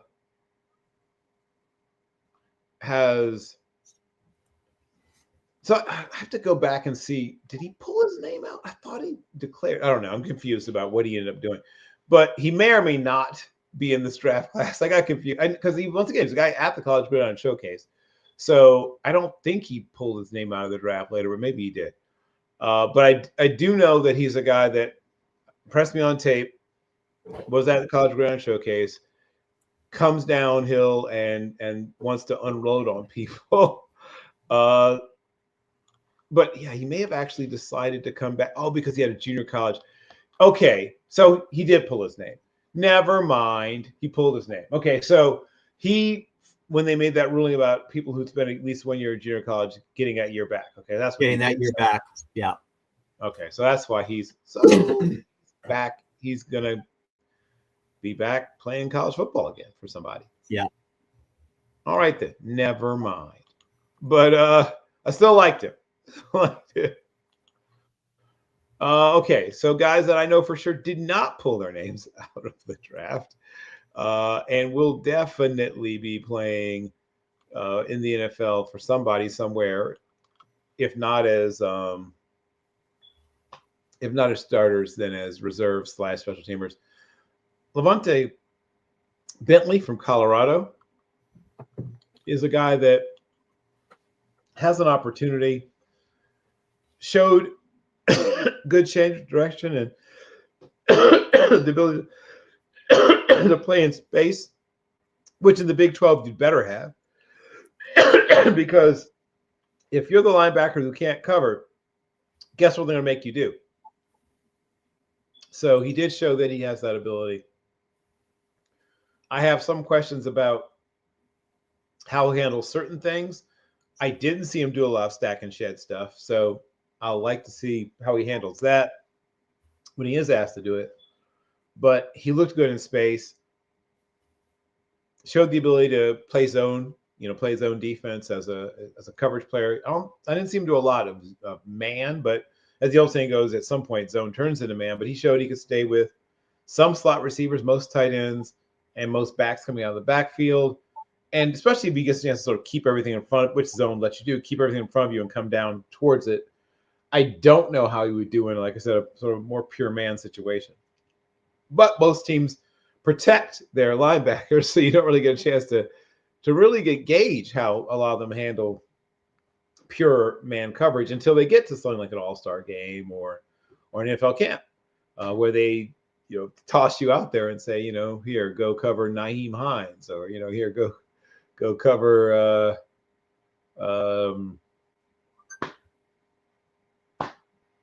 what's his name, DeAndre Swift, or whoever it is. But I like most of what I saw from him. Durable, tough, and like I said, can play in space. I don't have a great sense of what he is as a pure athlete. The way he was used, he didn't do certain things. He wasn't asked to do certain things. So I don't get a great sense of what his instincts are as a blitzer. They didn't blitz a lot. And I didn't get to see him, like I said, take on blockers a lot because he wasn't really asked to. But I can tell you he can play in space. That's the one thing I can tell you. I just got 6 games on him recently, and you got to see him, run and chase and cover and all that good stuff. And you could tell he could do that. Once again, a guy who's, right around 6 feet, 5'11 and a half, probably somewhere in that range. Probably going to come in at 226, 227-ish, somewhere in there. Started his career at Clemson. Played a little bit there. And like I said, maybe it's due to his frame and his size of the way he was used, but did, come up with 34 solo tackles. Had 7 tackles that were right at the line of scrimmage, behind the line of scrimmage, or 4 behind the line of scrimmage, 7 at the line of scrimmage, I guess. So had 4 hurries, couple fumble recoveries, and forced 1 fumble. And even one of those was on a 4th down to, get the ball turnover, forced a fumble, on the 5 against Colorado State, which he recovered to seal the win, which is a big game, obviously, because it's your big rival, and was in the Hula Bowl. For those that were, checking out the Hula Bowl, he was one of the players that I think showed well at the Hula Bowl practices. I'll give you a name that Bill, you saw at the Senior Bowl,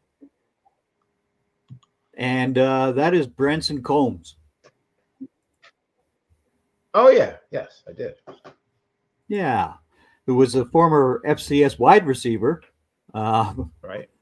Then he was a Southern Illinois Saluki, but then he switched over to Wake Forest. Guy's got every little bit of a will linebacker in him. It'll be interesting to see if somebody does draft him.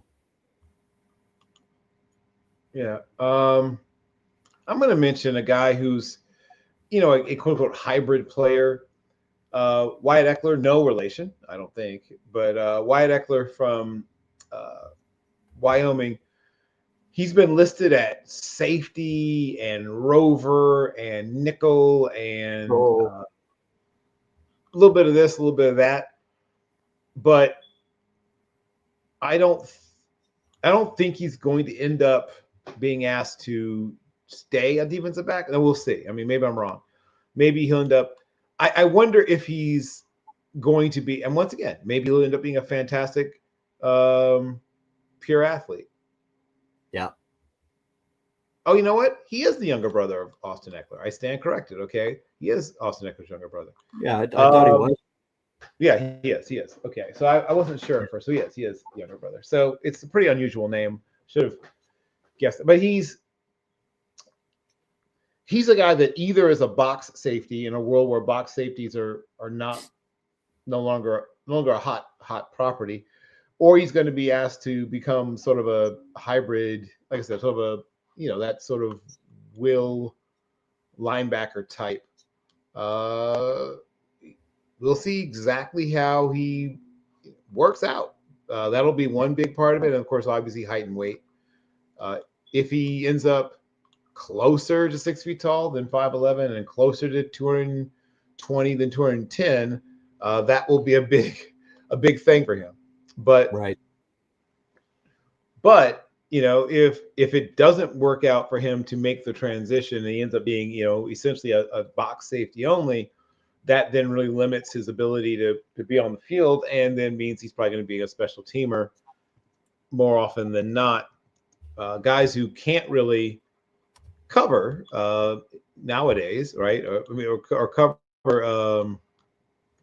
well enough, or however you want to put it, ends up being a real challenge. He was like his brother, a running back, and an excellent running back in high school, and ended up making the change to safety probably due to playing time, I'm guessing, and depth chart issues that sort of said to him, oh, okay, well, it looks like your best chance to see the field is to make the move.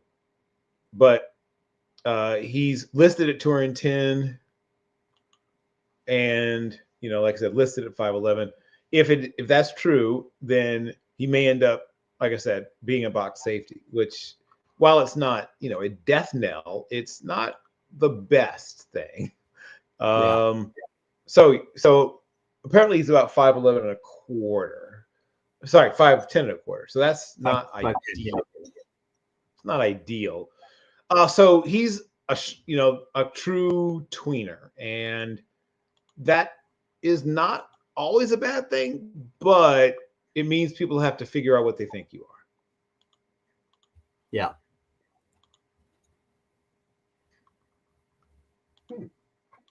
There are a lot of guys when I went into the year, I was expecting a lot out of, didn't see what I thought I was going to see from those guys. There were guys that I didn't expect a lot out of, but somehow I got something from them. But, I had been watching, and we talk about the HBCUs and FAMU and their linebackers. One of the guys I thought I was going to see a lot more from this year was Jerome Nichols, and didn't see that this year. And it was kind of disappointing. Seeing him several games, it was just like the invisible man, right? So, and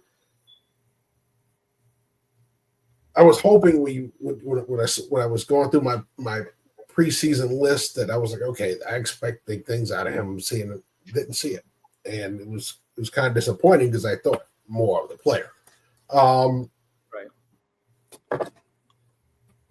But yeah, I'm really intrigued to see how teams really look at the position. Like we talk about a lot of positions now, they've been blurred. Outside linebacker is one of those positions, right? So, more athletic Mike backers that can be an outside backer, or guys that are undersized edge rushers that can actually drop. They're considered outside backers, But what do you do with the guys who are listed as linebackers that are not? And that's sort of the things we talk about. The guys that are really safeties playing outside linebacker. We're seeing that at the college level. So, right.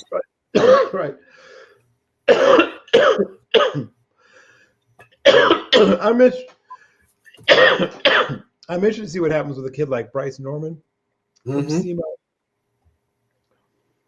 He's another guy that measured in at just over 5'11", weighed in at right around 215. And I don't think you can turn him into a safety. No. So he needs to put on some more weight and stay at linebacker. Right. And that's what I'm agreeing, that I think he's a linebacker. He'll be undrafted most likely, but yeah, I can see him being a guy that initially makes his mark on special teams. But he has, once again, a really, really good ability to find the football. That's where I started. Does he find the football? Yes, he finds the football. He's a guy that makes a lot of tackles and can make those tackles behind the line of scrimmage, which is really what you like, right? Not just a lot of tackles, but he makes those tackles, at or behind the line of scrimmage. And I think the other thing that stands out to him, despite his lack of size, he doesn't lack for toughness. Like he gets in there, he throws his body around. He's not a guy that plays it safe. So there's some things to like about him. I just hope he at least gets a chance, because he doesn't really look the part. Like he definitely looks like. What he looks like is a running back. Is what he looks like. He really looks like a running back. And of course, a lot of top-notch linebackers were really good running backs, before they made the switch. I'm willing to bet his high school, running back tape is probably pretty impressive. But he's a fun prospect. He, showed up play after play, time after time, and hit the field early in his career and was good. He was a freshman All-American right away, and then had a monster year in 2022. That's where he came onto my radar, for real. He was a 100 tackles guy that year and just was everywhere. There wasn't a game where he didn't show up that year, and then had a pretty good year the year after that. Not quite as good as 2022, but was a pretty good year. And then, like I said, he sort of capped off his final season. He had a ridiculous game against Lindenwood.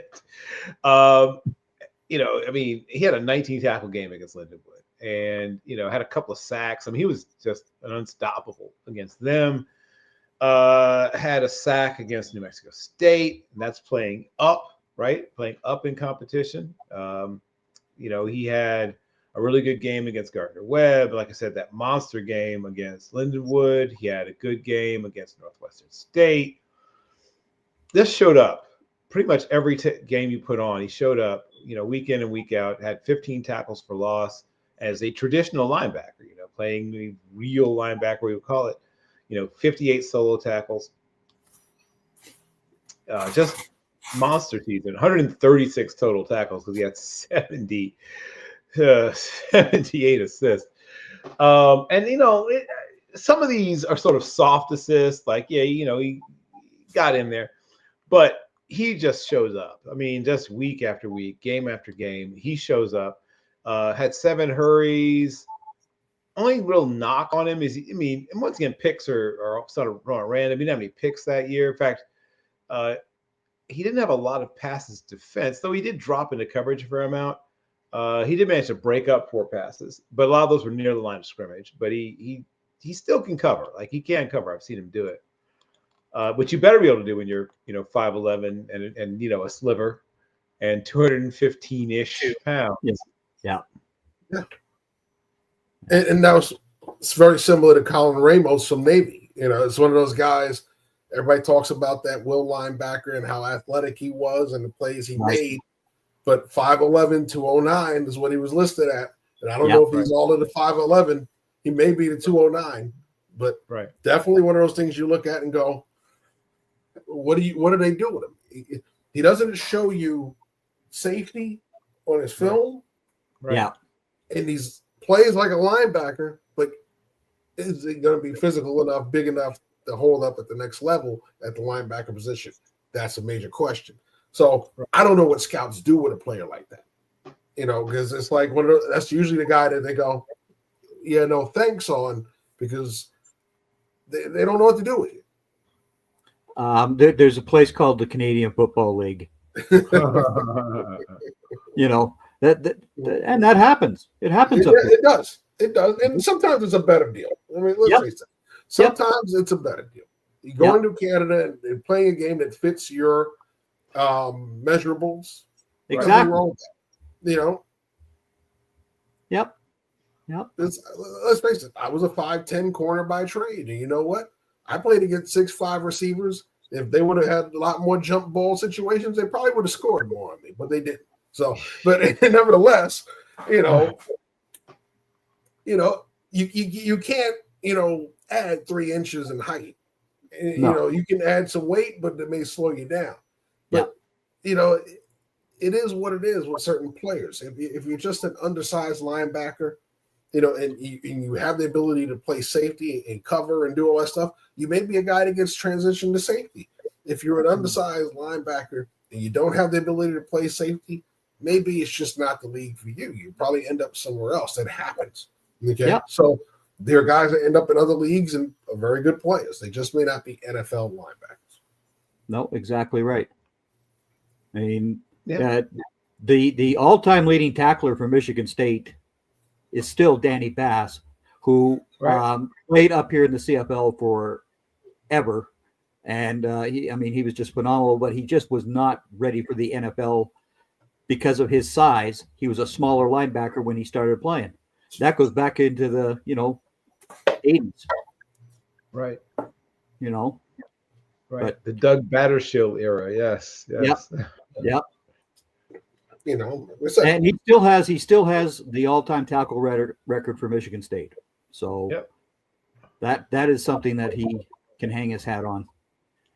Sam Mills, the London Fletchers, the Dexter Coleys, those are just special players. You don't get too many of those. No, So, exactly right. So, Team Robinson needs to get the second victory over Team Gaither at the HBCU Legacy Bowl. I concur, because I'm tired of seeing Team Robinson lose.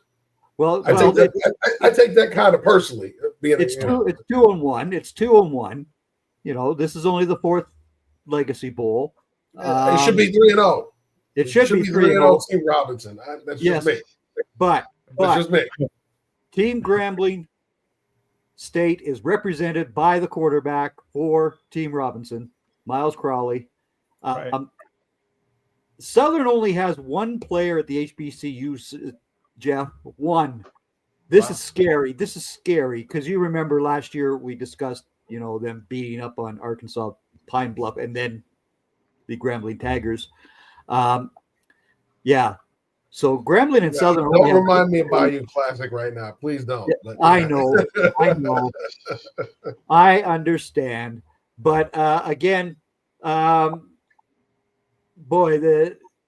these players who just do not get enough attention from the NFL, they're always UDFAs. It's been a disgusting thing for all of us here to witness every year. South Carolina State has 10 players. Howard has 8. Tennessee State has 6. Alabama State, Alcorn State, and Florida A&M all have 5. Bethune-Cookman actually has 2 players. So there's a school close to you. But yeah, this should be an interesting game to watch. It always is. And what was this? It was the scoring has not been very effervescent at the Legacy Bowl here. 22-6 last year. Team Gaither won, and then before that, it was a 10-3 win for Team Robinson and a 10-6 win for Team Gaither. I'm hoping to see a little bit more offense this year. Oh, I'll say this much. I'm hoping that besides the fact that the Team Robinson win, I'm hoping that we get to see a lot more from the offensive lines. Because if the offensive lines are playing, the offenses are playing better. That means we're getting better football. Yep. If the offensive lines are struggling, then you're not getting great football. It's all defense, and you don't get to see what these offensive players can produce. And we saw that, if you're Miles Crawley, you want to have a quality outing. You don't want to be pressured every snap in 1.5 seconds. He had enough of that during the season in Grambling. So it would be nice to see. And Crawley's a guy who you look at the measurables, they're there, right? Yeah. He's not a guy we talk about that they go, okay, he is the typical HBCU guy who's undersized. He's this, he's that. No, he's actually a bigger quarterback that you normally get, 6'3", 223, 10 and a quarter inch hands, right? You turn around and look at his workout. And for a big quarterback, he puts out a 4.7 to 8.40, right? 35 on the vertical, 10 on the broad. Okay. Not the greatest change of direction. All right. But you look at it, you get quality workout numbers for a quarterback. Now, can he go out there and throw the football and show more than he showed at Grambling, where he has to throw it consistently, throw with some accuracy, be able to anticipate certain throws? And you want to see him just show that he can evolve as a passer. He is a long-term project as a quarterback at best, right? So, yes, he's a guy that needs to be seasoned. He's got to go out there and it's got to be worked on. Does he go out there and put up the kind of performance that gets that garners the kind of attention that he needs to get the 14 to take a chance on him? Yeah. He didn't have the film that fatback Bruce Eugene had. That New Orleans said, we're going to keep you around for a little while to see if we can season you up and make you into a quarterback. Right. So, I think this is one of the things you look at with him. But I'll tell you what the surprise of the combine to me, and that was a kid that we talked about. We talked about cornerbacks a little while back. We're talking about the Hula Bowl. Yep. Okay. And that was Bowler from Bowler. Yeah. Okay. A&M. You betcha. Who should be invited to the combine but isn't. Yes. 4.53 on the 40. Not bad. Okay. Talk about a 38-inch vertical. Okay. 10.5 on the broad. Okay. 4.37 on the shuttle. Okay. Now his bench wasn't overwhelming. 11 reps on the bench, but you can live with that. 7.27 on the 3-cone. Okay.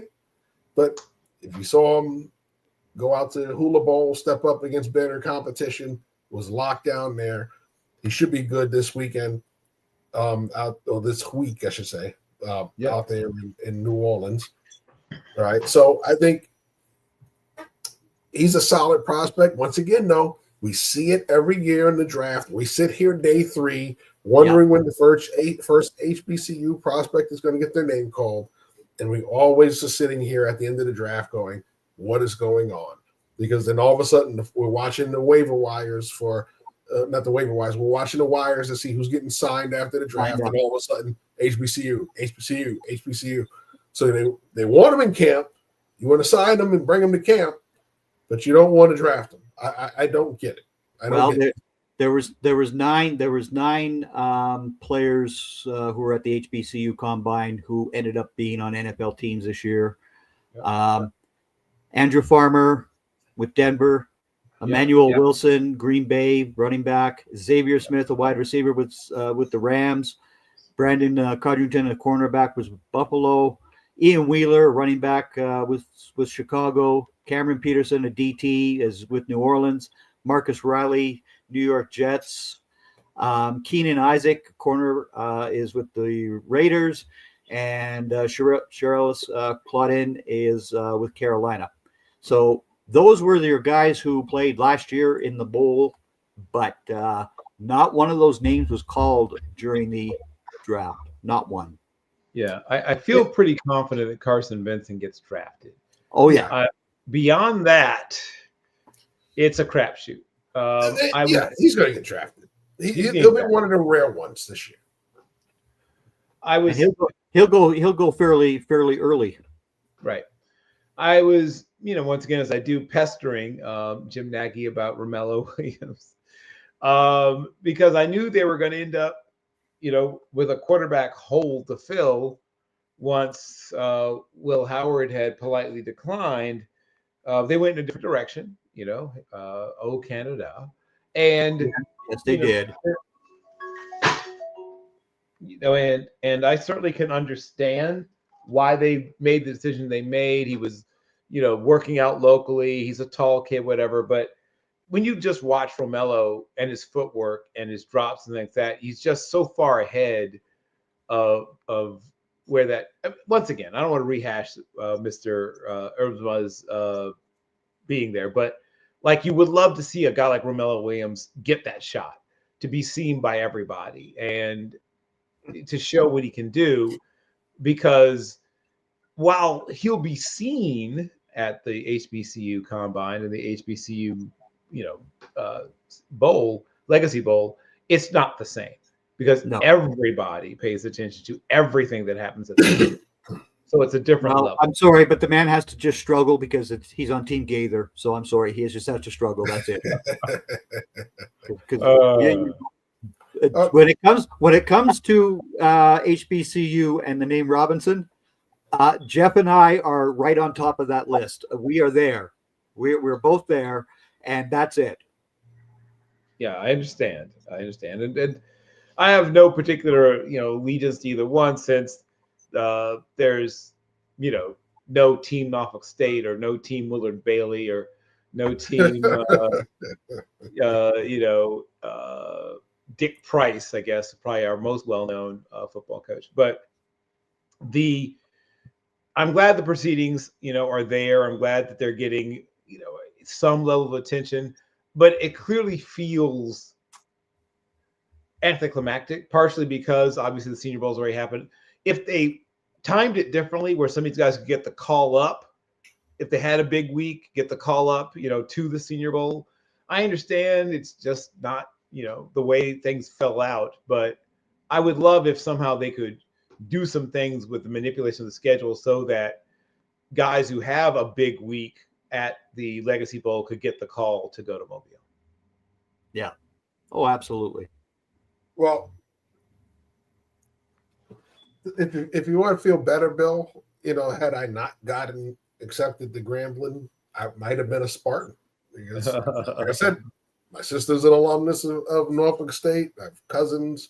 That is a family school for us. So I might have been a Spartan had I not gotten accepted by Grambling. Once I got the G, once the acceptance from the G, I was out. That was it. I understand. Being Coach Rob, that was the dream. So, I understand. There were some eye-popping numbers. We talked about bowlers, but there were some really eye-poppingly bad numbers that came out of this as well. Yeah. Jamarius Brown from Southern. We talked about one player. Yeah. Well, how about a 4.94 and a 40? Yeah, he definitely did not get off the mark on that one. Yeah. Right. Yeah. Yeah, that was brutal. The same thing with Canary Simmons, 4.81. Yeah. Texas Southern. It was just so some rough numbers for some of the safeties there. Right. You know. And Black College experience, it's nothing against your school. This is just, a feeling. Carl Vansky Decius from Morgan State, 4.80. Yeah. That was the corners. That wasn't good at all. No. Yeah, so we had some really rough. Yeah, we had some really rough numbers come out of it. And I don't know if it's a prep thing. Maybe they didn't get enough time to prep for it. It's a combination of that, and it's not ideal testing conditions to some extent. I mean, it's better than it was a couple years ago when they literally. The first one was bad. Yes, that was worse. Yeah, because those guys were freezing. So it's gotten better. It's still not quite like being in Indianapolis, but it's better. Their track that they're running on is not as fast as the one in Indianapolis and whatever. But the point is that, yes, you should do better than that, though. Yeah. And I know some people will say, well, it doesn't matter, cold, hot. It matters. It's somebody 100%. Who had to go through one of those workouts on a brutally cold day. I had to do it at Wagner out in Staten Island. Staten Island, yeah. My last tryout was an arena team out there in Staten Island, and they did it outside. You had to do your 40 and everything out there, and it happened to be 10 degrees that day. So being out there on a 10-degree day, trying to run a 40, you didn't want to work out. No. I don't know what was on the other side of the workout. Being out there in 10-degree weather wasn't the move. So it matters. If you're outside in the cold, your body has to feel right. You want to be in optimal conditions if you're going to be doing the testing, and putting up the best numbers you can. If it's going to be judged mostly on that. So there were teams that literally pulled tags off of a named player's tag off a board if they don't get the numbers they expect. So some of these guys will probably go back to their pro days and work to try to improve these numbers. Some of these guys, if you felt you ran a good enough number, you're going to stand on it. So I don't know too many guys looking at the numbers that'll be standing on them. I know a couple of them may say, I'm all right. If I'm Miles Crawley, I just want to throw in my pro day. I think right. I just want to work on throwing. Yeah. Right. And there's no UAPB Golden Lions at this thing, so I have no rooting interest in anybody except for Grambling.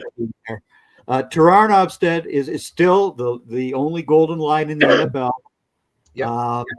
And of course, that's also the school of a very famous Pittsburgh Steeler who belongs in the Pro Football Hall of Fame, L.C. Greenwood. He belongs there. But, Well, it's time for us to belong off the air. It is. So we'll be back next week at course 9:15 Eastern, 8:15 Central, and whatever time it is in Greg's time. 7:15 Mountain, 6:15 Pacific, and 3:15 in Hawaii. How hard is that? Greg, what do you got going on with your show this weekend? I'm not too sure as of yet. I'm waiting for a couple of people to get back to me here.